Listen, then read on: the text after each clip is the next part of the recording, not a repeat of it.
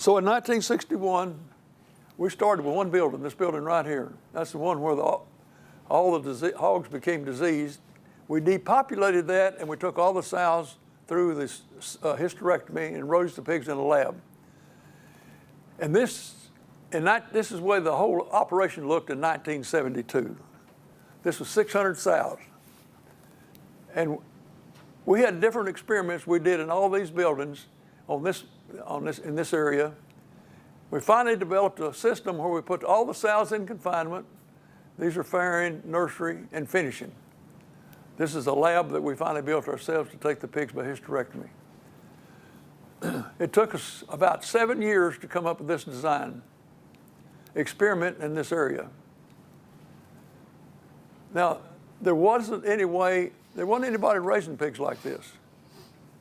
There might have been a few people raising them in barns or on concrete floors, but there's not anybody that had sows in confinement or on slats or had farrowing houses on slats in that kind of numbers.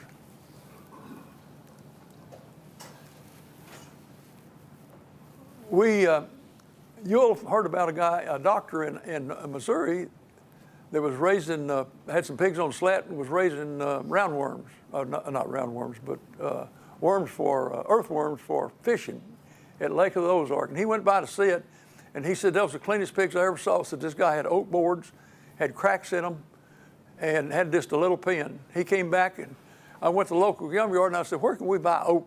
And he said, East Texas. I said, we need a truckload of oak. So we got that, and we started experimenting with these floors. And this is in the farrowing house, and you can see what the oak slats did for those pigs. They look like they've been washed. All the feces and the urine dropped through the slats and underneath. This is in the oak slats in the nursery. Finishing. And then we finally went to aluminum slats because the pigs chew up the oak slats after a period of time. This is a nursery with aluminum slats. Reynolds Aluminum Company started making a few Reynolds slats, and we worked with them. And these are the first slats they built, but they didn't work out real well, and they had to redo those and build some different kind of slats. We were still showing pigs. We had the Grand Champion at the International of Chicago in 1965, purchased by Brookfield Zoo for $3,700. This is Yule. He was a great showman. He loved to show pigs. And I didn't really care for showing pigs.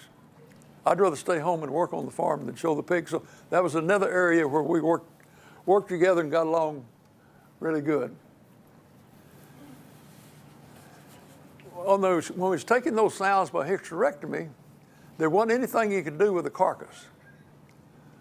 So, I grew up where we killed hogs and made sausage and cured hams. So I told Kay one day, I said, we can't throw those carcasses away, we're gonna make sausage. So I had my mother's recipe for making sausage. So we started making sausage and selling it to our friends and neighbors. And we took a lot of the fat out because at that time they were killing sows and they had a lot of fat in the sausage. So we took a lot of the fat out and started selling to our friends. We got to the place that we couldn't make enough sausage. We'd have people calling us at night and on Sunday, and I got tired of that. And I went to school with Jimmy Dean's cousin and his brother. One day his cousin called and he said, Jimmy Dean wants to come down and talk to you. And I said, okay. He said he's heard about your hog operation. So he came down and talked to us. Said that Kitty and Doc infested us on Gunsmoke, and him wanted to invest in agriculture. And he's thinking about getting in the hog business. And he said, how could I get in the hog business? Well, we started building hog buildings because there wasn't anybody to build these kind of buildings. We made some equipment that fit in these buildings. And so we were making equipment. We opened a store in Slayton, and we had people to build the buildings. We furnished the breeding stock, and we had a management system. And I said, we can do all that for you, and we can train your manager. And he said, that's what I want to do. So he bought some land out west of Plainview, put in a 300-sow operation. Well, about 2 years, he came back, and he said, I don't want to get any bigger in the hog business. I got all the hogs I want. But I want to invest in agriculture. I want to do something different. And he said, what could I do to spend money in agriculture? I said, well, if I got out of this business today, I'd start making sausage. And I told him about it. I said, you got to make a sausage that doesn't have a lot of fat in it, and you got good seasoning. He said, hey, I got my mother's recipe. Jimmy grew up in Plainview. He grew up in the poorest part of town. It's called Seth Ward, and that's where the poor white trash lived. He dropped out of school when he was in the 8th grade and started taking care of his mother because his daddy ran off and left him and his brother. He was just a down-to-earth guy. And so I was just talking when I was talking about making sausage. He called the next week and said, we're going into the sausage business. And he built a plant at Plainview and got that one going, and then eventually built one in Iowa, and he built 2 more, and then he sold the company to Sarah Lee, and he died a couple of years ago. He gave $1 million to Wayland College in Plainview. He was a great guy. But if you want to know how he got in the sauce business, that's how he got in the sausage business. Okay, keys to the success of Lubbock Swine Breeders in 1972, the beginning in 1961. One of the keys was hysterectomy-derived pigs. You take the pigs away from their mother that was diseased. That was essential. Second, you had to have all in and all out, clean and disinfected.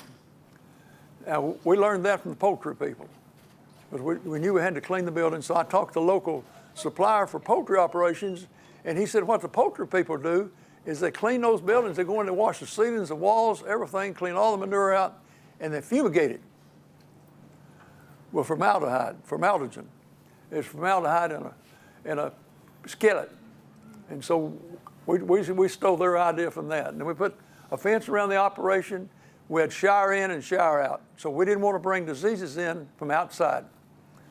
We had confinement buildings with proper heating and cooling systems, and we separated animals by the age group. We had slatted floors, and we had a management and training program.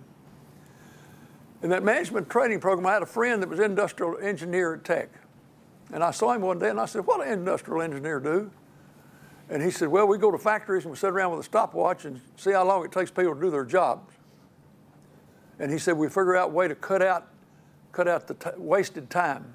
I said, would you do that for our operation? Because, I mean, we had people walking every place, you know, and we were kind of organized, but I knew we could be better organized. So he came out. He said, I got a student who wants to do a master's degree. He said, we'll let him come out and work with y'all. So they did.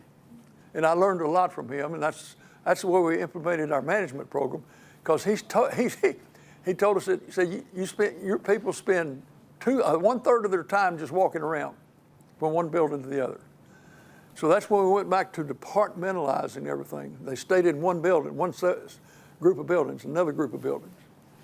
So that was the key, one of the keys to our operation.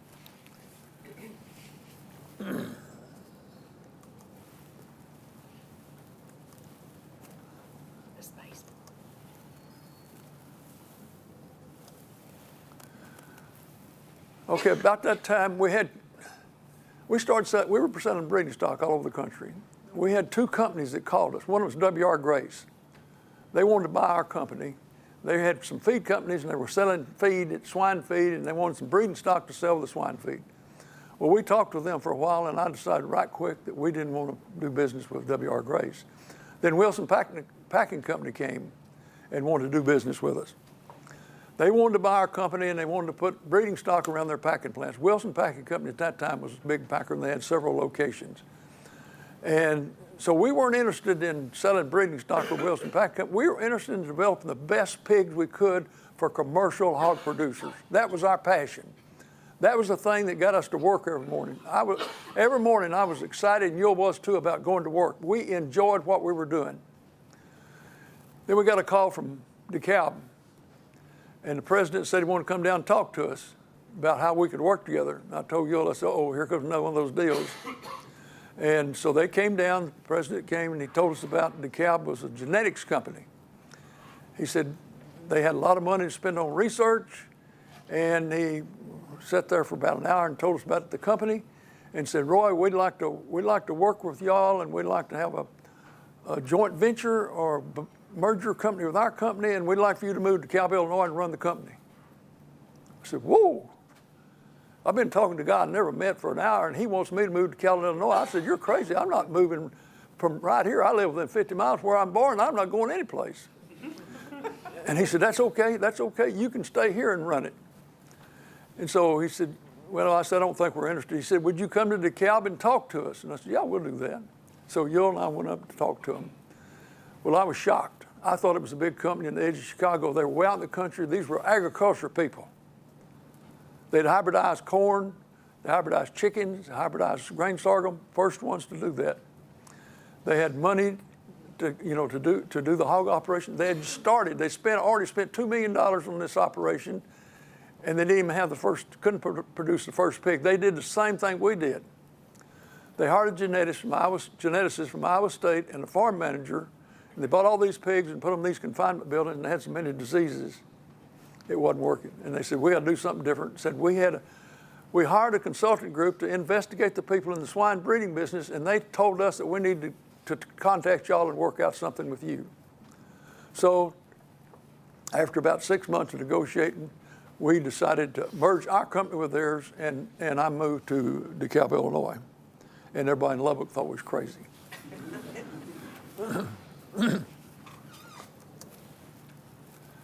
This picture is taken in 1985. I didn't have a picture of it, but here's the three main people in Lubbock Swine Breeders. Was Yul, my wife, and myself. She used to go down and sit with the sows when they were fairing. One Christmas, we had one special sow that was fairing. She's having some trouble, and I hadn't bought Kay a Christmas present. It's Christmas Eve.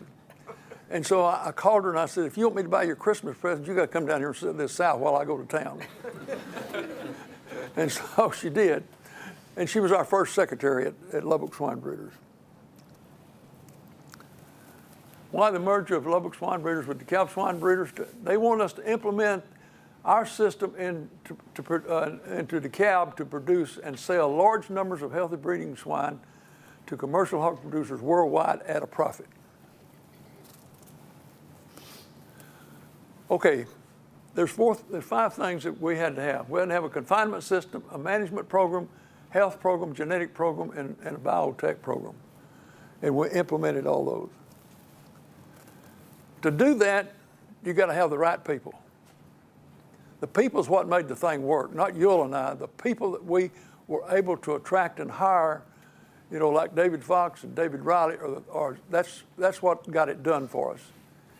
And this is a picture taken at Oscar Mayer packing plant, Madison, Wisconsin. We went up to look at the health of the pigs, look at the carcass quality. And this is David. He looks a little younger there than he does now.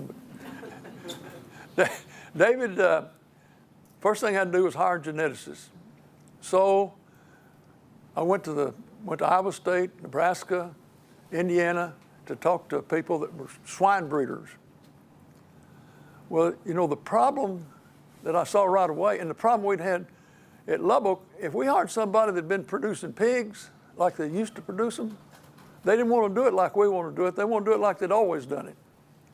We wanted somebody that didn't know anything about the pig business. And so one day, Tom Roberts said, we got a good young man that's in poultry. David was hired in 1971 to be a geneticist in poultry. He's from Texas. He said, why don't you talk to him? And I said, I hadn't found anybody I wanted. And he said, talk to David. So I talked to David, and he'd done he's got his bachelor and his master's here in genetics, and then he went to Iowa State and got his PhD. And he did his thesis here in beef cattle and in Ohio State in sheep. Didn't know anything about the pig business. I said, whoop, this is the guy we need. Not only that, there's something about Texans that's what I learned when I moved to Illinois. I could meet a guy from Texas, and in 3 minutes, we'd be on the same page. And there's people I knew in some places up there that I'd be with them 5 years and still wouldn't be on the same page. But David and I, we got on the same pages right away, and I went back and told the president of the company, hey, we'd like to hire David. You think the poultry people would let us have him? And he was one of the best assets we had. He was in charge of our research program. This is Dr. Mobley, who was our veterinarian. He was in charge of our he ended up hiring 3 other veterinarians, and they were in charge of our health program.